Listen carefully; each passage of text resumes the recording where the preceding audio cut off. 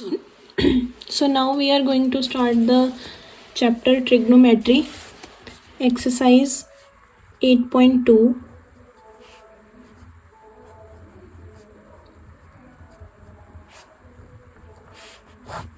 Okay so 8.2 ਦੇ ਵਿੱਚ ਕੀ ਹੈ 8.2 ਦੇ ਵਿੱਚ ਤੁਹਾਨੂੰ ਸਾਈਨ ਕੋਸ ਟੈਨ ਦੀਆਂ ਵੈਲਿਊਜ਼ ਯਾਦ ਕਰਨੀਆਂ ਪੈਣਗੀਆਂ ਸੋ ਮੈਂ ਤੁਹਾਨੂੰ ਉਹ ਚਾਰਟ ਬਣਾ ਕੇ ਦੱਸਦੀ ਹਾਂ ਦੇਖੋ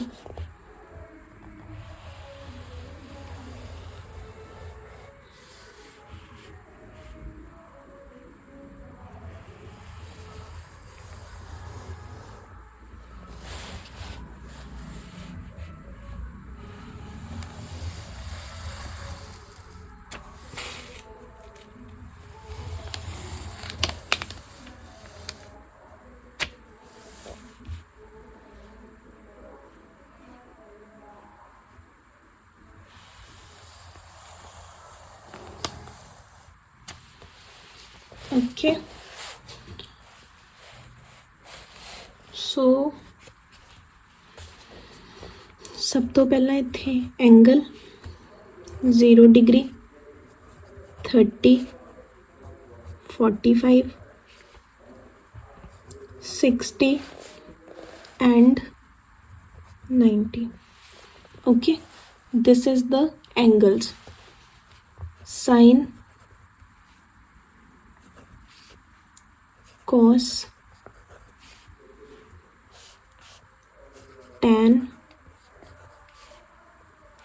sine the opposite cosecant cos the secant and tan the cot okay sine 0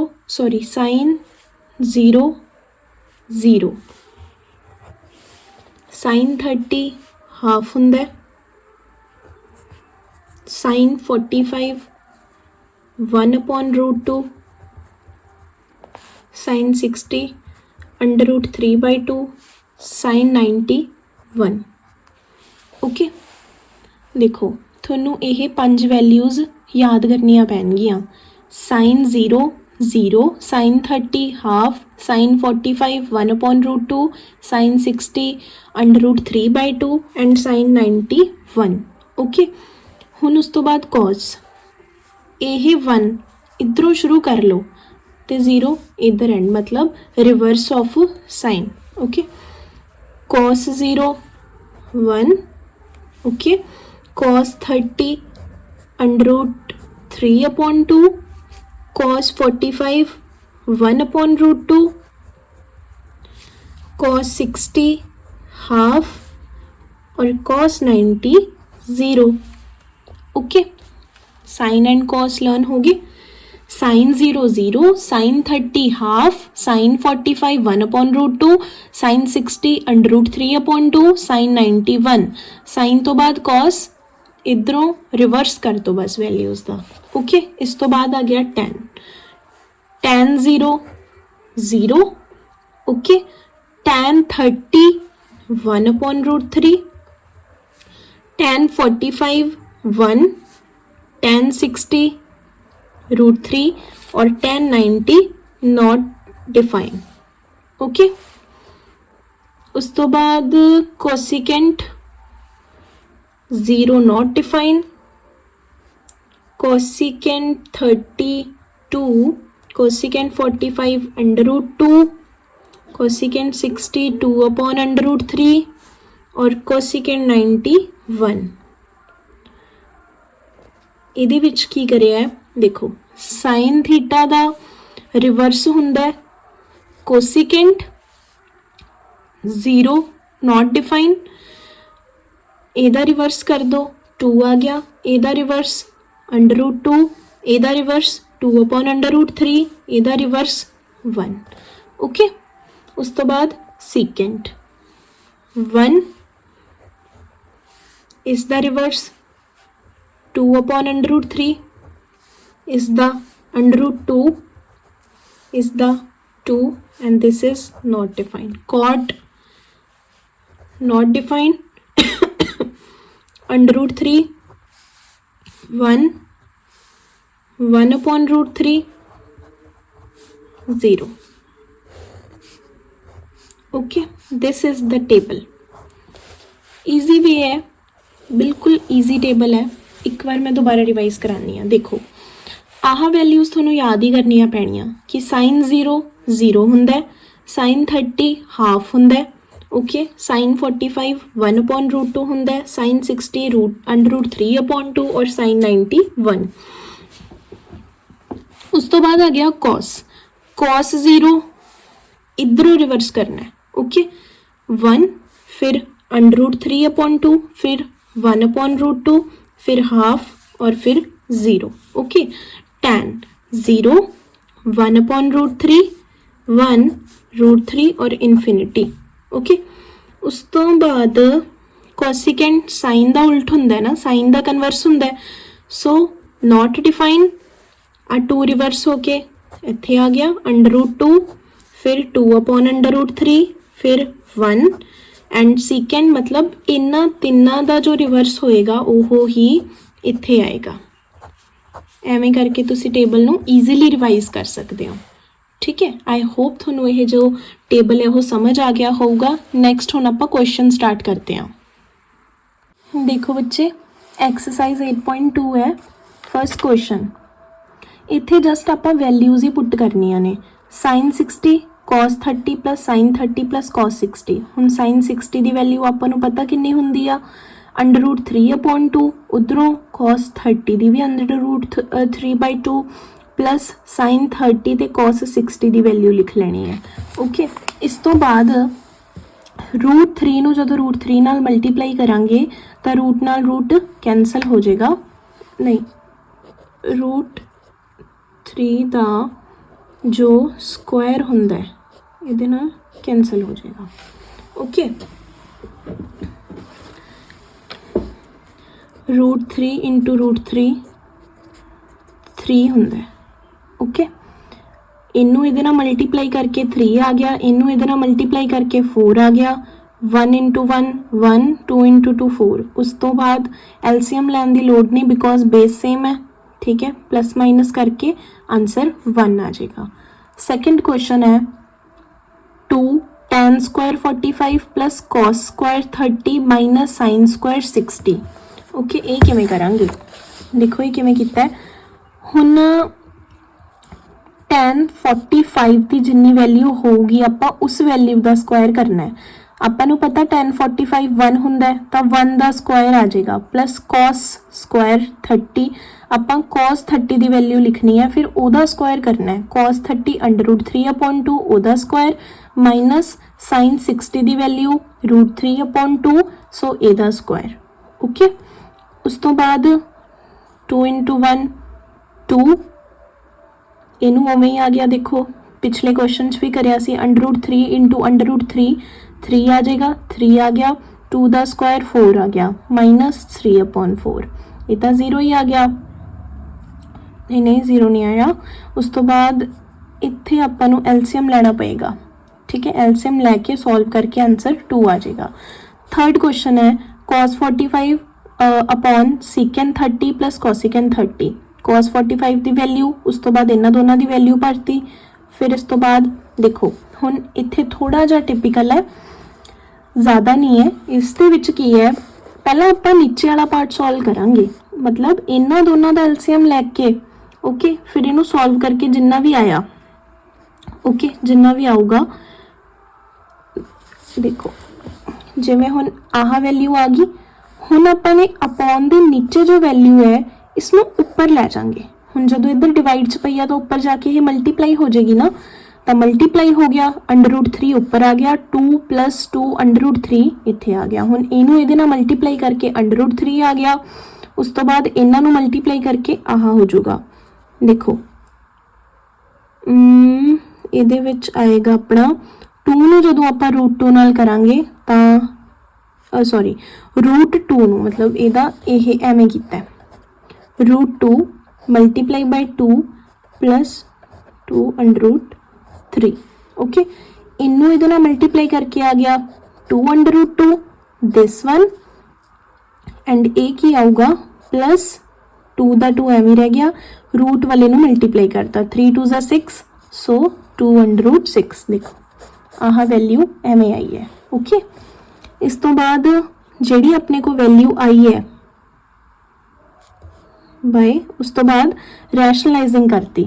rationalising ਦਾ ਹੁੰਦਾ ਹੈ ਜਿਵੇਂ ਹੁਣ ਜਿਹੜੀ वैल्यू ਇੱਥੇ है ना ਉਹਨੂੰ ਆਪਾਂ न्यूमरेटर ਤੇ डिनोमीनेटर ਨਾਲ मल्टीप्लाई करना ਹੁੰਦਾ बट उत्थे साइन चेंज हो जाते हैं जिमें 2 under root 2 plus 2 under root 6 है ना। जदों आपां इहदी रैशनलाइजिंग करांगे आपां ने डिनोमीनेटर की रैशनलाइजिंग करनी है उपर मतलब वैल्यूज सेम रहनगियां जस्ट साइन चेंज होगा प्लस की जगह ते माइनस आ जाएगा। ओके ये चीज़ होगी। फिर इस तो बाद की करिया मल्टीप्लाई। मल्टीप्लाई किवें इनू ते इनू अंडर रूट 3 ते अंडर रूट 2 ਨੂੰ मल्टीप्लाई करके अंडर रूट 6 आ गया 2 अगे आ गया सेम एवें ही। ओके उस तो बाद माइनस ठीक है 2 फिर भी रह गया 6 3 ज़ा 18 ओके अपॉन इत्थे भी सेम इत्थे भी सेम।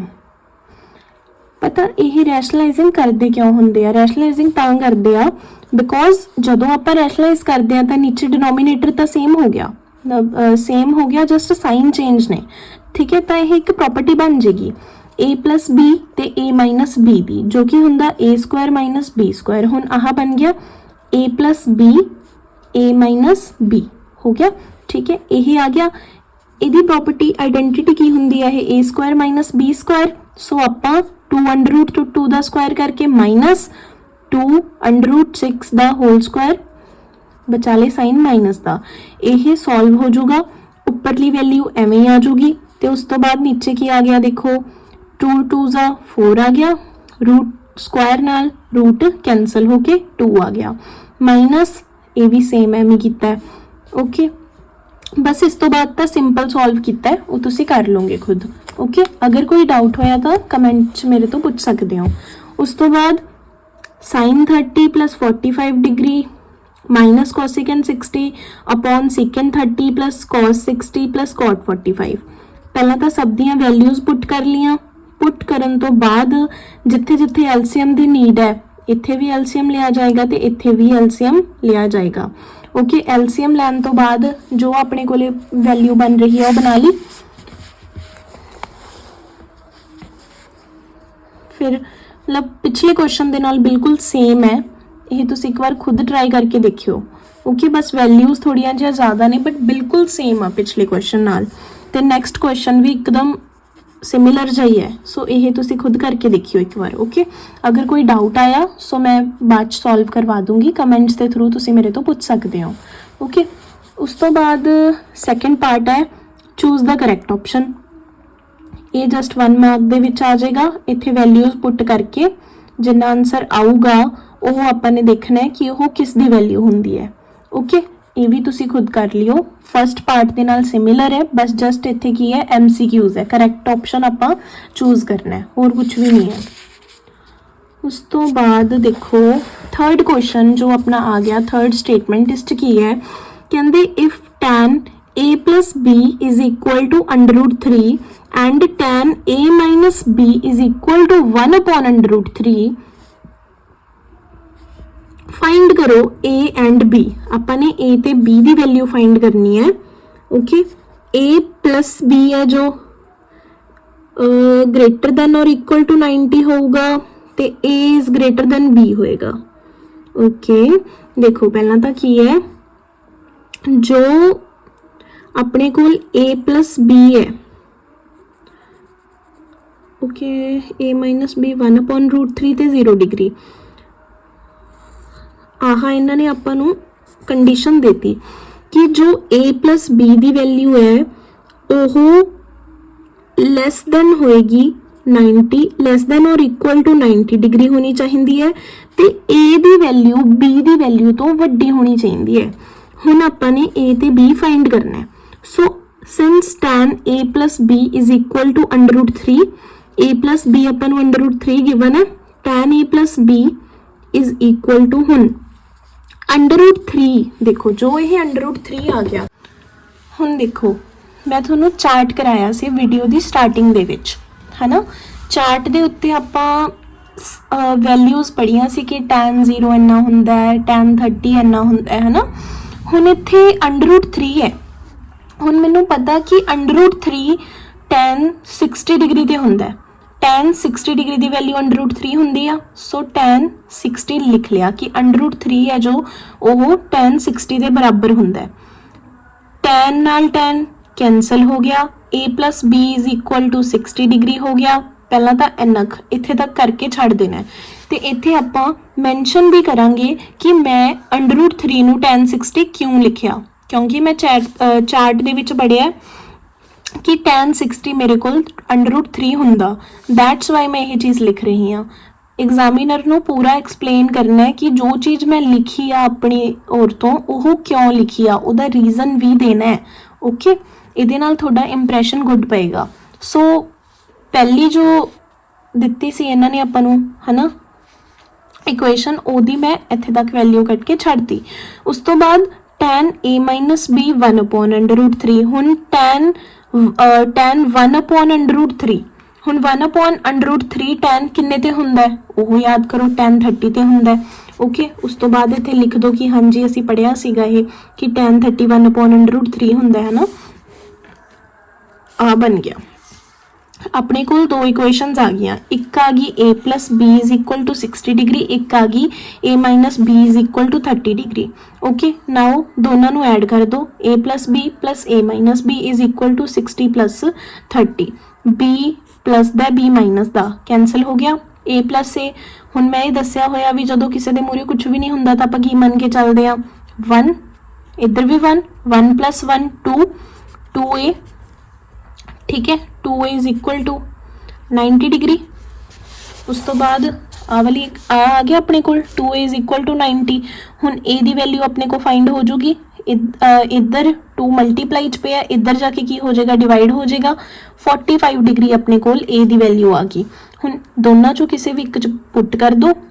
अगर आप a + b = चाहे इस इक्वेशन दे विच पुट कर दो फर्स्ट वाली च, चाहे second equation they which put कर दो। ओके, ए दे विच अगर आप पहली इक्वेशन च पुट करांगे a + b = 60 डिग्री, a दी वैल्यू मेरे को 45 आ गई, b दी मैं फाइंड करनी है = 60 गिवन सी।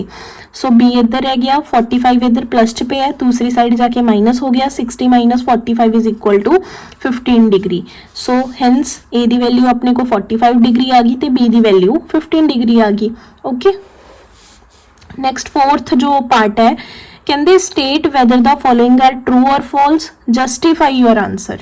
देखो ट्रू फॉल्स तो दसना ही है, बट ओह ट्रू क्यों है या फॉल्स क्यों है, अपने आंसर को जस्टिफाई भी करना है कि असी ट्रू क्यों लिख रहे हैं। Okay, so sin a + b = sin a + sin b, first one. अपने लैफ्ट हैंड साइड में राइट हैंड साइड दे इक्वल या नॉट इक्वल प्रूव करना है, दसना है। अगर तो ये इक्वल आए तो ट्रू है, अगर इक्वल ना आए तो ये फॉल्स है। हुण देखो sin a + b